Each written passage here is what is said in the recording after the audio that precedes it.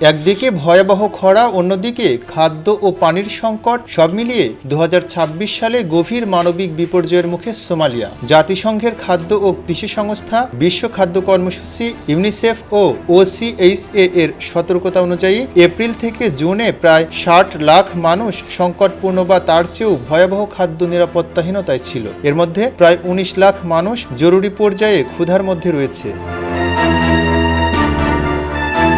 IPC এর বিশ্লেষণ বলছে 2026 সালে প্রায় 18,40,000 শিশু তীব্র অপুষ্টিতে আক্রান্ত হওয়ার আশঙ্কা রয়েছে। তাদের মধ্যে প্রায় 4,83,000 গুরুতর তীব্র অপুষ্টির ঝুঁকিতে।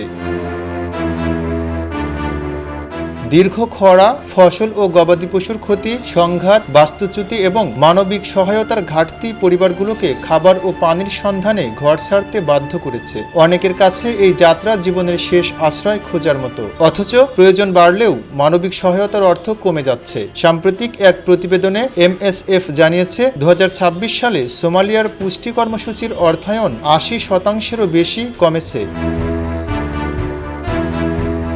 সবচেয়ে উদ্বেগের বিষয়, খরার পর সামনে আসতে পারে আরেক বিপদ, বন্যা।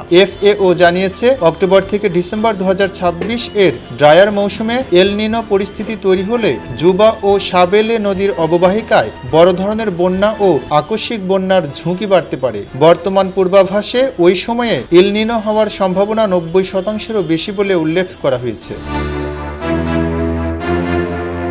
আজ যে মানুষ এক মুঠো খাবারের জন্য ঘর ছাড়ছে, কাল তারই সামনে দাঁড়াতে পারে বন্যায় ঘর, ফসল ও শেষ সম্বল হারানোর ভয়। সোমালিয়ার এই সংকট শুধু একটি দেশের দুর্যোগ নয়, এটি ক্ষুধার্ত মানুষের জীবন বাঁচাতে বিশ্ব মানবতার সামনে এক কঠিন পরীক্ষা।